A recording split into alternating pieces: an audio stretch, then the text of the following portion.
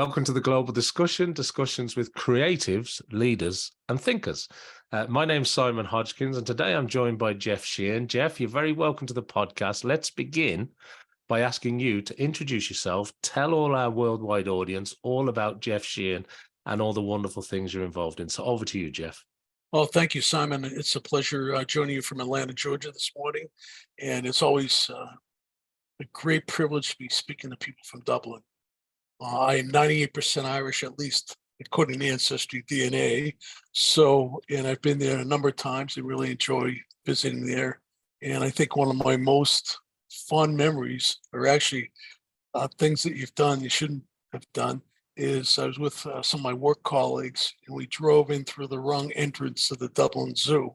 We ended up smack in the middle of the Dublin Zoo, people looking at us like we had done something grave. And nevertheless, it was a pretty embarrassing moment for us to be driving around the middle of the Dublin Zoo. So always brings back fond memories. But basically, yeah, Simon, I've been involved in over 40 years in marketing and sales, worked with a who's who of Silicon Valley companies, 7 years actually.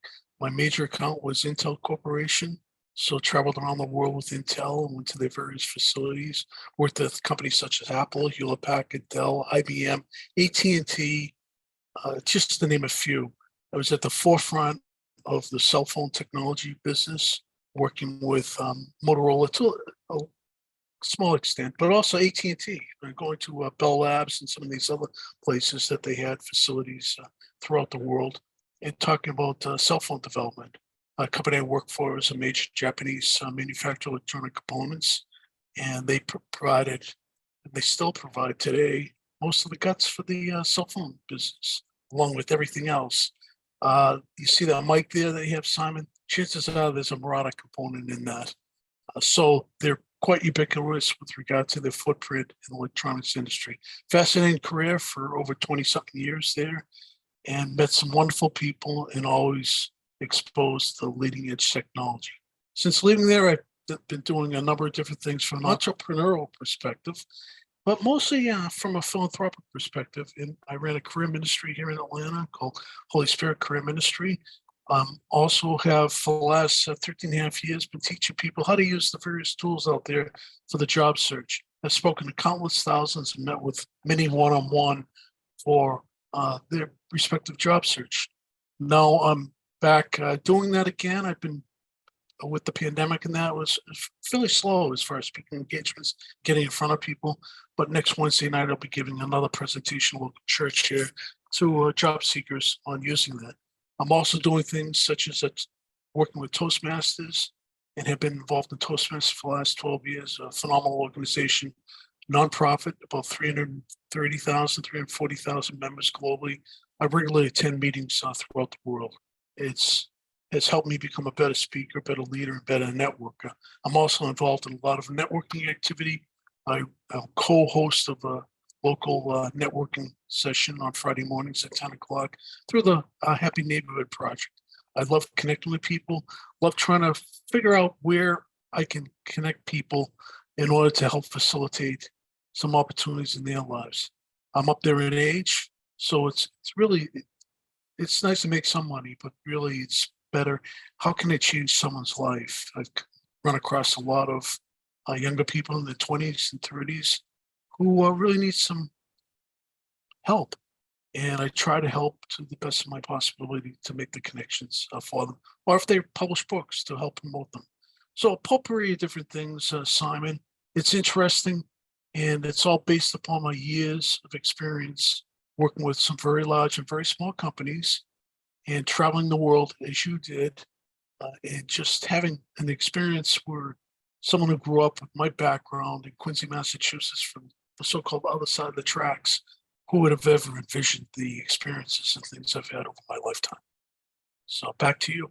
Well, I love that, Jeff. Thanks so much for giving us that background and context, because as you say, whether it's from the wrong side of the tracks or not, I'm not sure. It might be the right side of the tracks, depending on your viewpoint. But, to be able to experience things, and I know we were talking before we even hit the record button today about all the different places we've visited, all the companies we've worked with. all that international travel and the sort of people that you meet and the experiences that you pick up. But in your own right, with all that experience, and it's so refreshing to hear about that entrepreneurial and yet philanthropic approach to the work that you're doing now, and helping other people. I think that's a huge testament. I know you do a lot of that work. Yeah, I try. As a Yeah. matter of fact, I'm on the advisory board for the Salvation Army here in Atlanta, and it's a very worthwhile cause, quite honestly. I believe in it. I believe in what they're doing. I'm not a member of the Salvation Army Church. I just believe in their mission, trying to help others, and that's why I volunteer my time and advisory board time as well. I've met some phenomenal individuals as a result, but that's not what it's all about. Is how can you make a small donation or a small contribution to them and avail others of what they actually bring to the community. Yeah, thanks, Jeff. No, it's so important, probably more important now than it's ever been. And I think things like your own experiences, you are recognized certainly as being one of the top thought leaders. You're certainly a marketing influencer. And I know you spend a lot of time with companies of all shapes and sizes and professionals. You were mentioning about helping people if they've got a book out or if they're a company and they need some advice. But you practice something called the no-fluff approach. You kind of get down to the sort of important areas. And when you're working with these companies or individuals, Jeff, is there any sort of pattern or is there any sort of common thread where you find yourself having to cover some of the main building blocks that people need the most help with, or is everything completely different? No, it's all pretty similar in a lot of respects. And I think I just look at myself and some of the mistakes that I've made, particularly going from a corporate environment, as you had, Simon, over to the entrepreneurial side of things and going into meetings. You have no understanding whatsoever of what it's like to network on a local basis or trying to communicate on a local basis with individuals. And I'll never forget the first meeting I walked into. It was about 13 plus years ago. It was like a deer in headlight. So just walking in there, a room with maybe 20 people around the table, and a total stranger. I had no exposure to this whatsoever. And so the thing is, having a purpose, the knowledge of doing this, and also from a standpoint of the actual, what's my why? And Simon Sinek has certainly capitalized on that. But I think most people don't clearly communicate or don't clearly understand what their why is, what they truly represent. Because of the fact is, if you don't have that building block, that foundation, and communicate it properly, both in writing and verbally, then you're toast. And I think that's probably the main thing that I've seen with so many people. I've met, as I mentioned, I've met thousands over the last 13, 14 years or so. And I think that's a preeminent weakness I've seen with so many, is they haven't sat down and actually determine who they are, what they represent, and how they can communicate that to others, whether in writing or verbally. Yeah, thanks, Jeff. And it sort of leads me on to the next thing I want to ask you about. Obviously, you are helping these companies and, you're driving revenue, or you're helping them sort of get through a particular challenge or problem. And it's hard to avoid the thing that I want to ask you about next, because AI is everywhere. And also this social selling aspect, whether it's from a personal perspective or a company perspective. And I know, or I bet you probably have some thoughts on this. Oh, big time. I've been involved in AI for, I guess, 7 or 8 years. I started out, I was an IBM influencer, still out to a certain extent, although it's been very sporadic with regard to opportunities, unlike what it was 6, 7, 8 years ago. They changed some of the leadership there. They also, the division I was working with, they spun off. So, but I was involved with Watson. And Watson, really, if you look at ChatGPT, Watson had a lot of the bells and whistles that ChatGPT does. It wasn't completely the same, but very, very similar. And IBM was doing some phenomenal things 7, 8 years ago with the Watson product. As a matter of fact, they had a building called the Watson Building in Manhattan, where we actually went to, and we sat down with them and tried to plan out different product strategies for not so much the AI, but different aspects of what they were doing at that particular time. But that was my first exposure into AI. I became very familiar with it and fell in love with it in some respects. When I saw the announcement about Chat GPT, I embraced it. I ran as soon as I got back from vacation. I started embracing it. I'm on it every day. I'm doing different things with it. I just love it. I love the ability to actually problem solve through the use of ChatGPT. I think the fallacy of what most people don't realize, it's not a panacea. You have to have a background in experience with companies or doing educational experience background before you can actually put together a prompt that makes sense. There's a lot of cognitive thinking that actually goes into the process. You can come up with canned prompts, and a lot of people out there now are selling canned prompts. But at the end of the day, you have to have a 360-degree view of the problem at hand and structure that in order for ChatGPT to provide you with a whole solution or structure to solving that particular problem. Without that, you're going to be toast and you're going to get a lot of erroneous information. I found that ChatGPT is great in structuring things. However, there are some pitfalls. There are some holes in it, which you have to be cognizant of and very, very careful that you don't just take whatever it provides you and run with it without taking a further look and deep dive and vetting the information you receive. But I just love it. It's going to have a profound change of so many things. But again, it's not for everyone. And the most successful people in ChatGPT are going to be ones that have a business background, the experience that they can successfully ask the right questions. It's problem solving 101, but you have to define the problem before you can solve it. Thanks, Jeff. And it's so good to talk about Watson for a moment with IBM, because at the time of recording, all the media headlines, it's all around OpenAI, ChatGPT, Right. Midjourney, etc. But you're right. People. It's not that people don't know if they've been in this sort of technology area, I suppose, or the AI area. The minute you say Watson, the light will go, oh yeah, of course IBM have Watson. But some things that people don't realize is it runs, or it's involved in about 70% of the world's top global banking institutions. And, there's hundreds of millions of sort of beneficiaries of what Watson's doing. And, whether it's travel or whether it's across retail or healthcare, life sciences, Watson is significantly deployed by IBM in very advanced AI transformative ways that businesses work. And this was years before anybody was talking about ChatGPT, for example. Yeah, you're absolutely right. And as a matter of fact, what was fascinating about Watson, and unfortunately, they sold off a lot of the medical focus that they had in that area with Watson, because of the fact they were doing some phenomenal things. Reading scans, there was a lot in neuroscience and what have you, and what they were doing in predictive analytics.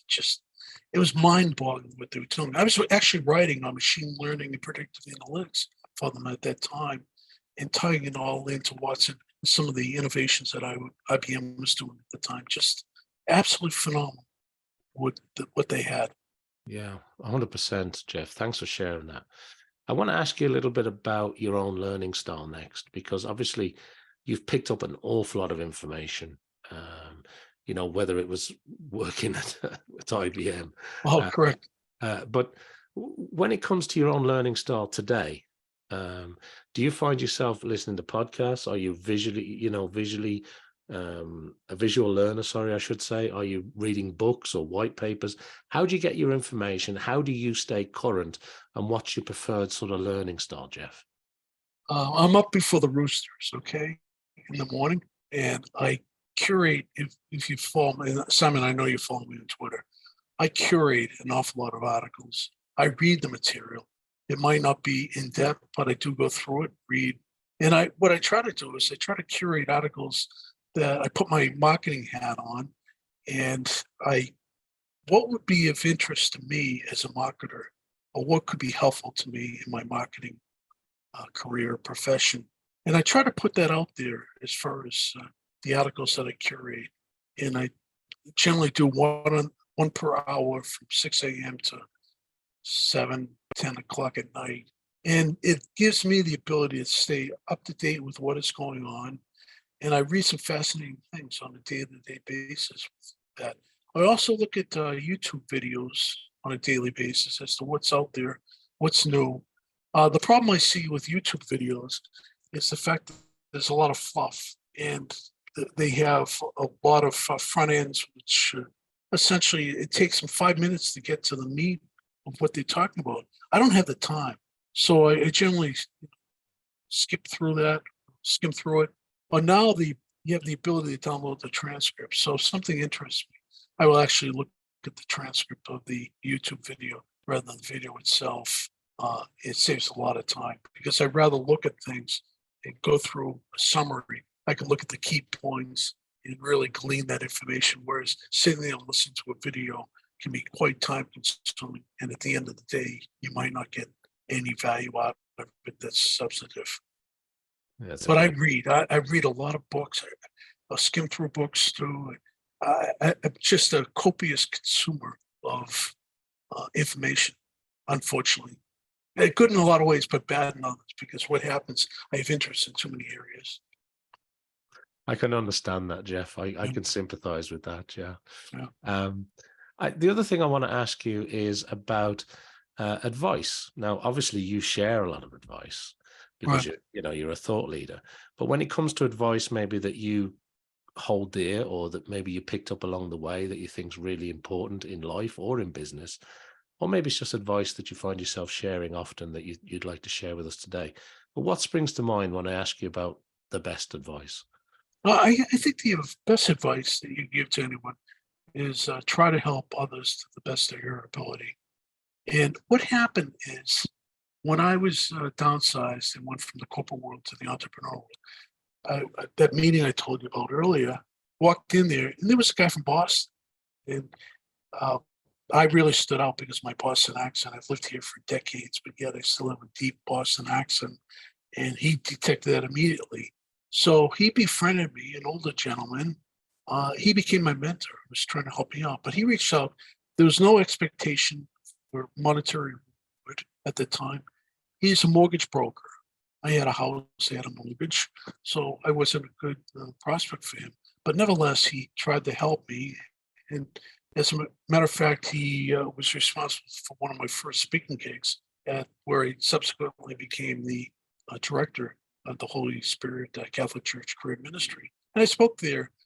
It was May 13 years ago, I guess, where I spoke there in front of a crowd. I think there were 150, 200 people at that time. So it was quite an undertaking for me as far as speaking in front of a large crowd like that on a topic which was relevant to them.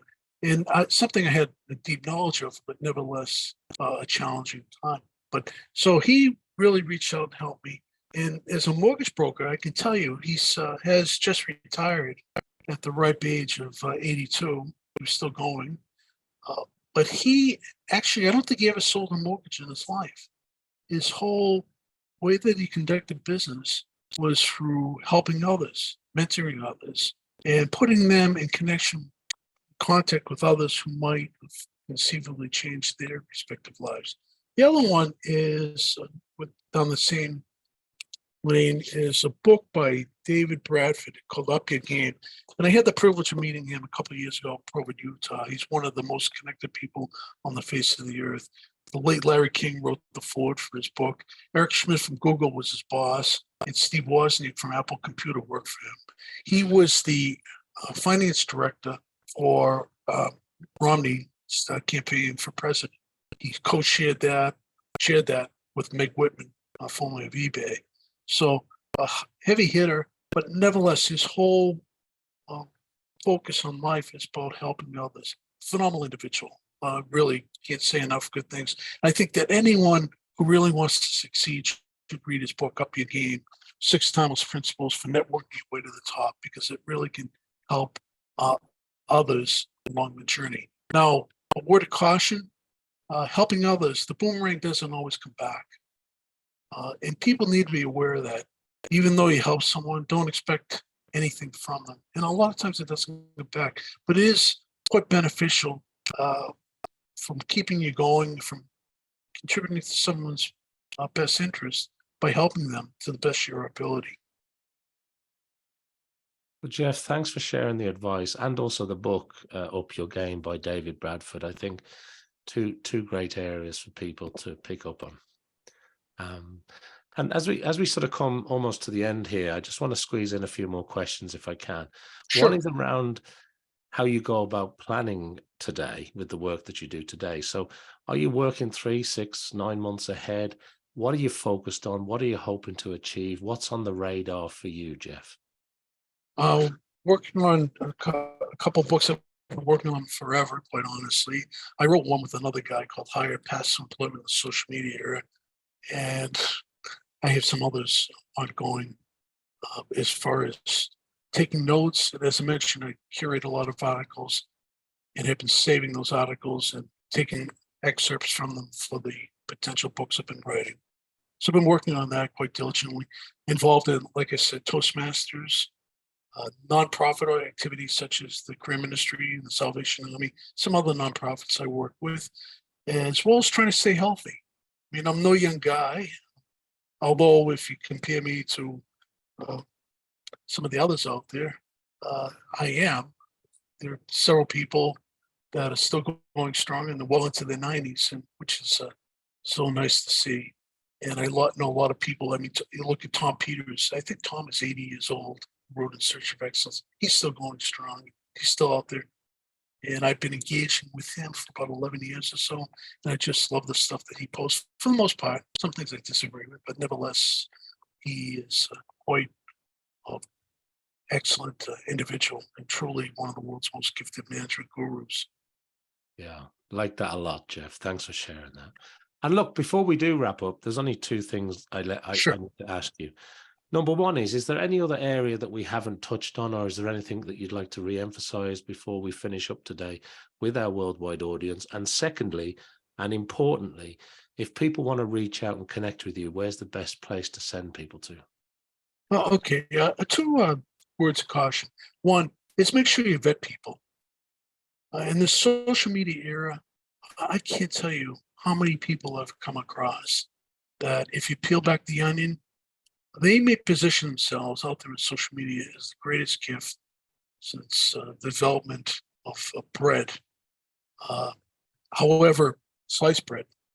However, if you peel back the onion, 2 years ago, or not even that time frame, they were basketball players. They have no experience. They have no educational credentials, yet they promote themselves as the best thing out there since sliced bread. And people gravitate towards them because they have phenomenal presence due to their graphic capabilities or other capabilities. But if you look at them, they don't have the leadership ability to actually communicate leadership advice to others. They don't have the background. They don't have the experience. They haven't been beat up and lost a sales order like I did on one day, $10 million. So if you're going to be out there looking for people to counsel with or provide you with advice, make sure they've lived the life that they say they're living to, as far as giving you advice on. Vet everyone, because not on the surface, people are not who they seem to be. So that's one word of advice. And the other thing is, just as far as that is, I revert back to helping others. And where's the best place for people to catch up with you? The best place actually is either through LinkedIn or Twitter. My Twitter handle is @Jeff Sheehan. And I love Twitter. Been made some amazing connections through it. People from all walks of life throughout the world. It's just absolutely phenomenal. The people you can be, from the poorest villages in West Africa to people actually connected to the top leaders in the world, to Hollywood people. It's just unbelievable the connections you make on Twitter, because the fact is it tends to give you a holistic viewpoint of people and who they are, what they represent, what they communicate, who they engage with, what they like. It's all clearly on display on Twitter, whereas you don't get that sense from the other social media channels, because I think a lot of it's more promotional and it's not a holistic view into the behavior or the actual psyche of the individuals themselves. So that's why I recommend Twitter to everyone. A lot of people don't like Twitter.